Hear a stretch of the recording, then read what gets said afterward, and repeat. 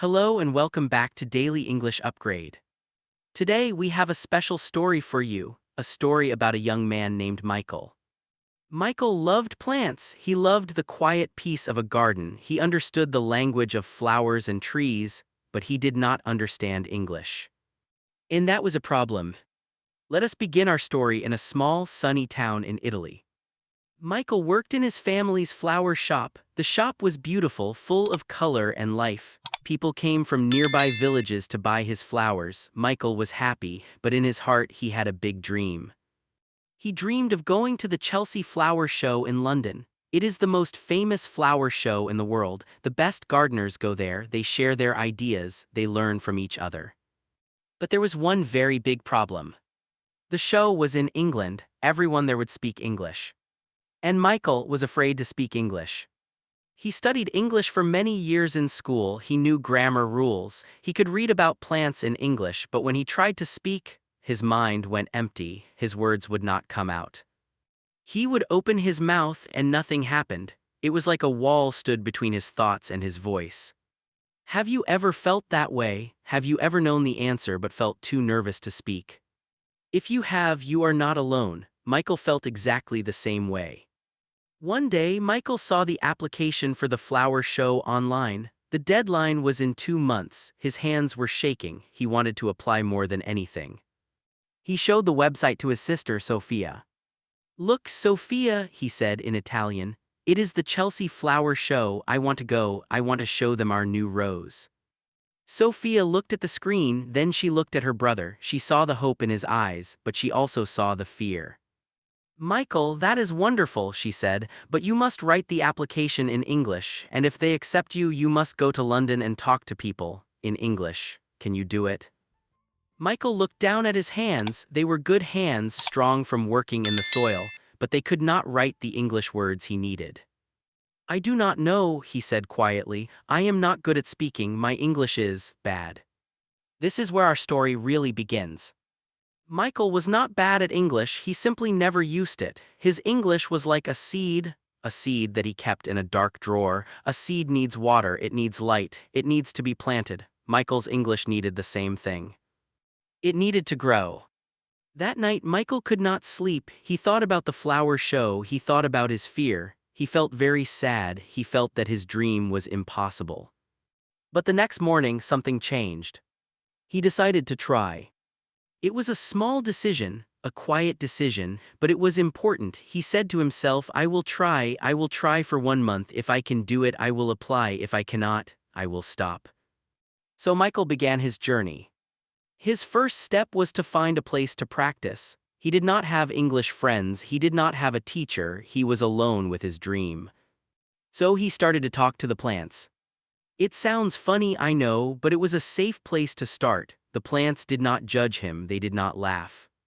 Every morning when he watered the flowers, he would point to them and say their names in English. "Good morning, Rose, you look very beautiful today."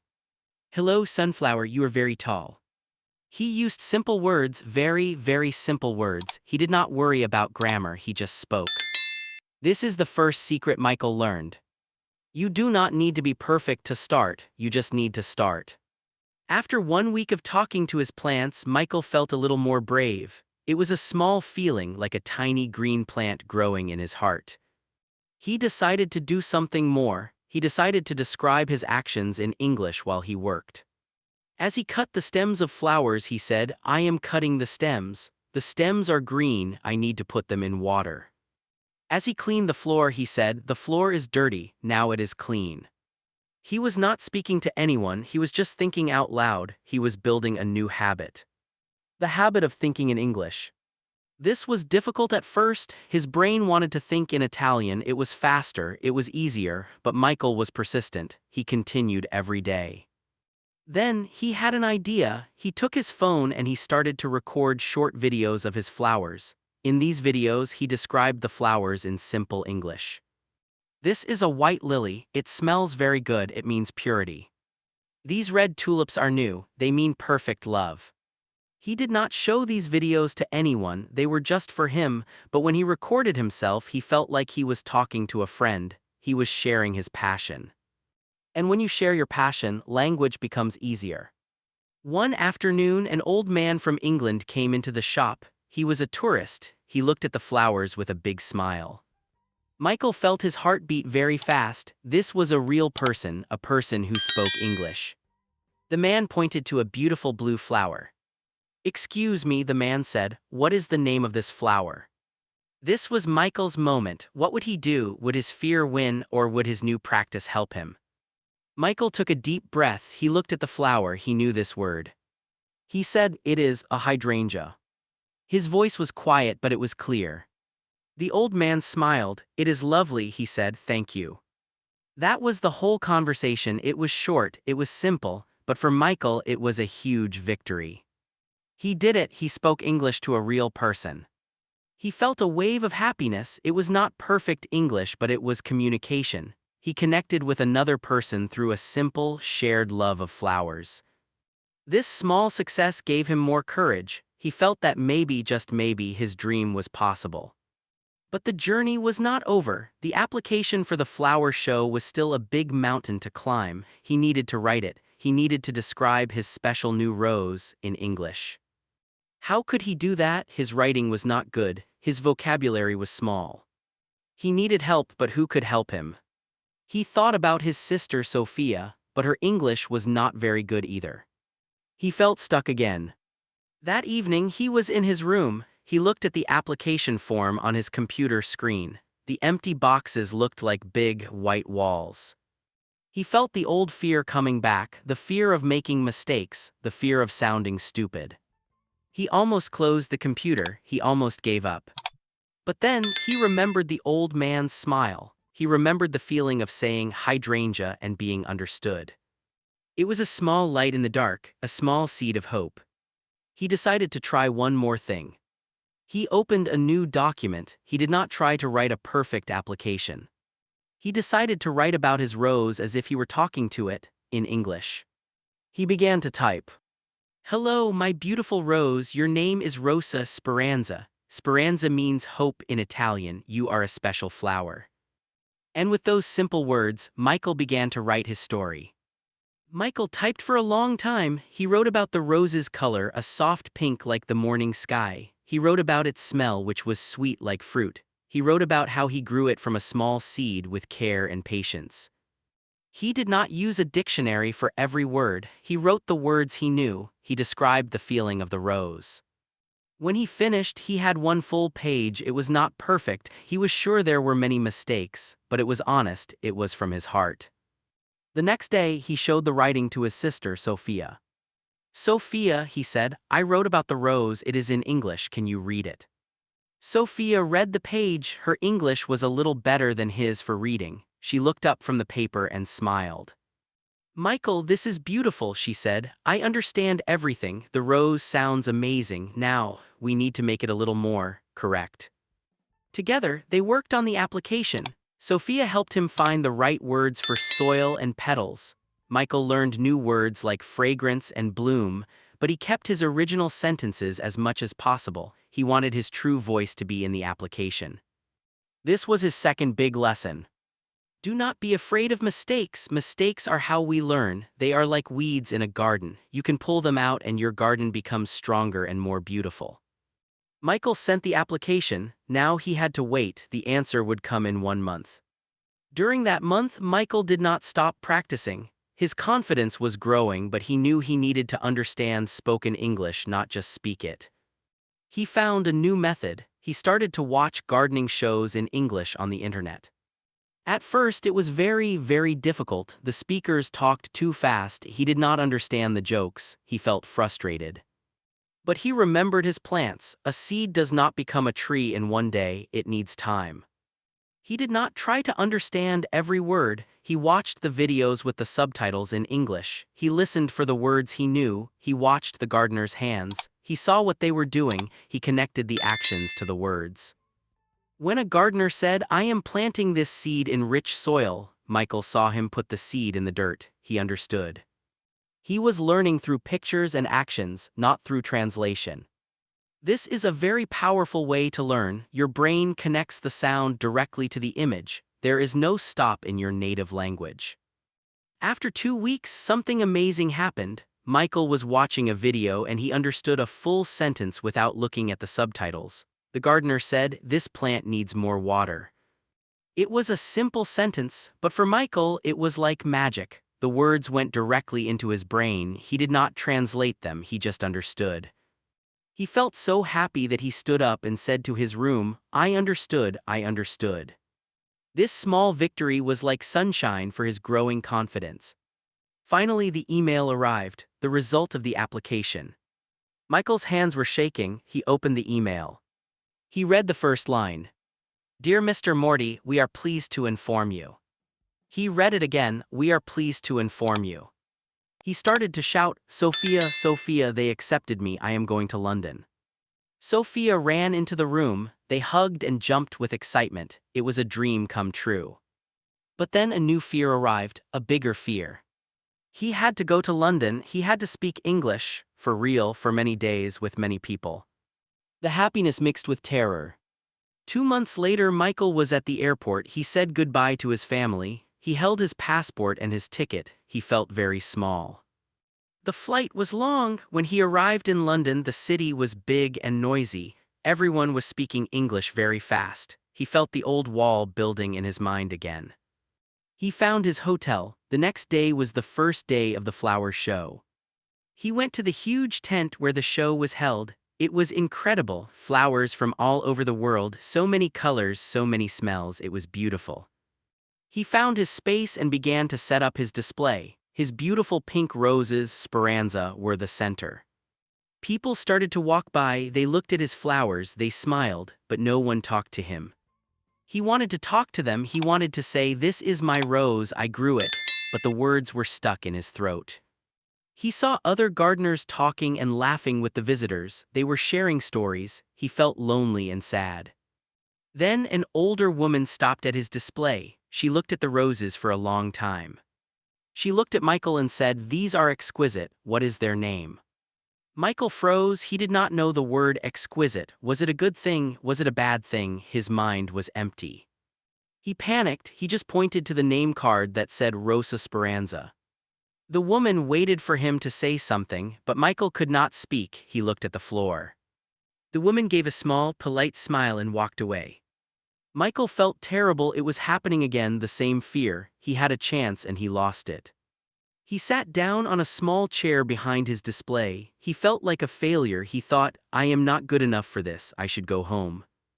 At that moment, a young woman with a friendly face came to his stand. She was one of the gardeners from the stand next to his. Her name was Alara. "Hello," she said. "Your roses are really wonderful." Michael looked up. He was so nervous, he said nothing. Alara saw that he was upset. She spoke slowly and kindly. "Is everything okay?" she asked. Michael took a deep breath. He remembered his promise to be brave. He had to try. He said, "I am okay, thank you. My English is not good." Alara smiled a warm smile. "Your English is fine," she said. "You are here, that is what is important. Tell me about your rose."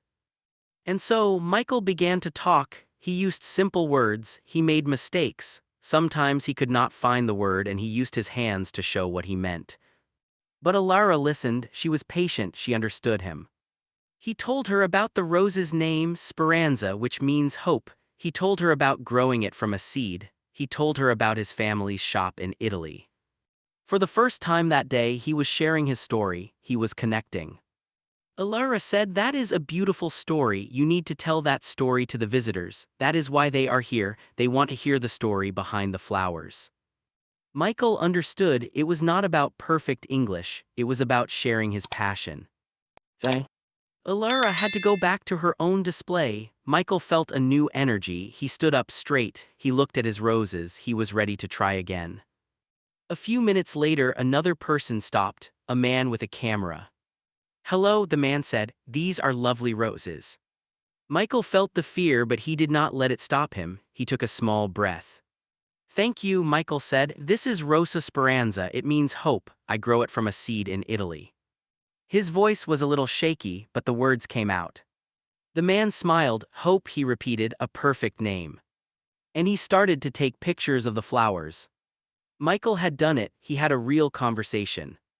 For the rest of the day, he talked to more people. He told his simple story again and again. With each person, he felt a little more confident. He was not just a gardener from Italy, he was a storyteller. But his biggest challenge was still to come. The next day, there was a judge's tour. The experts would come to every display and ask questions.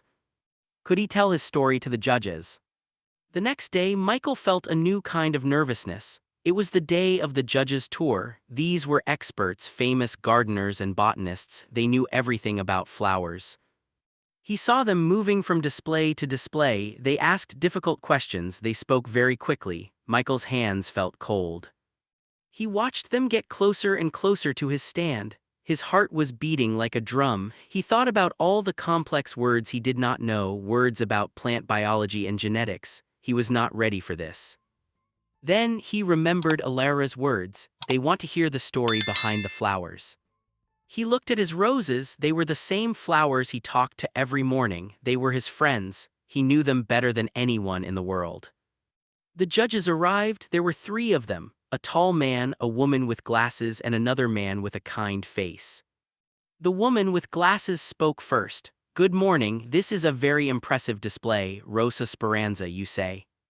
Michael took a deep breath. He did not try to use big, scientific words. He spoke from his heart.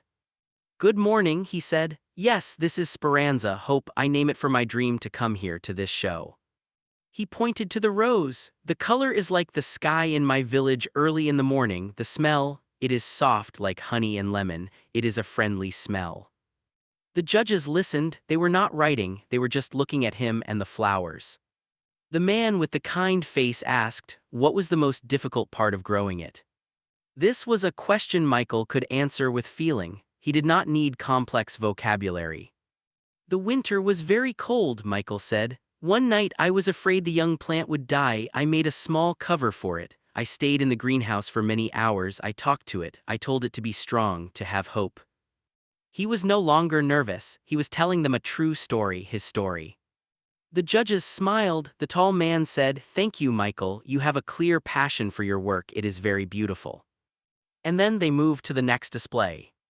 The conversation was over. It was short, but Michael felt amazing. He spoke to the judges. He answered their questions. He used his own simple words and they understood him. They felt his passion.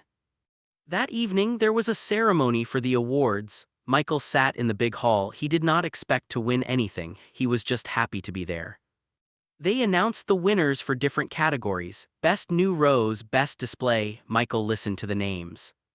Then, the main judge came to the stage. "And now we have a special award," she said.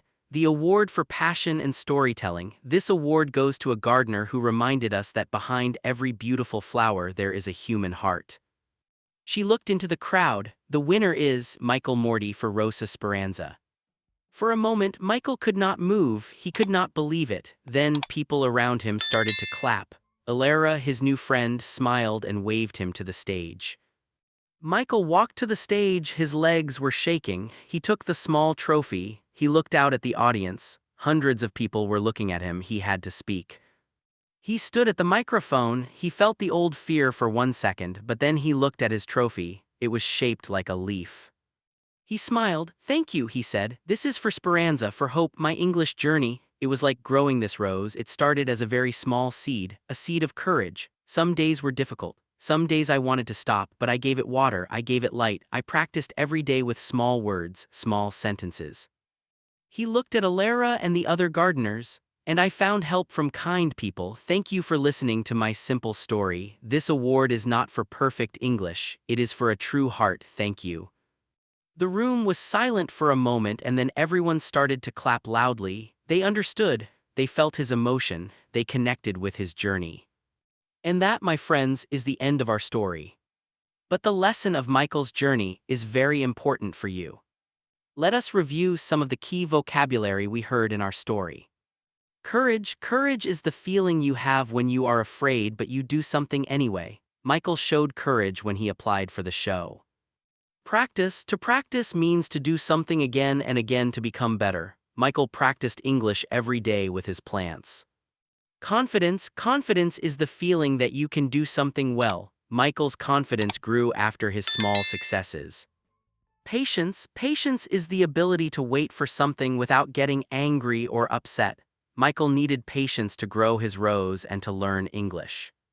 Passion is a very strong feeling of love or interest for something. Michael's passion for flowers helped him learn English. To connect means to make a relationship with another person. Michael wanted to connect with people through his story. The moral of this story is very clear. You do not need perfect English to share your heart with the world. You only need courage to start, patience to continue, and passion to make it real.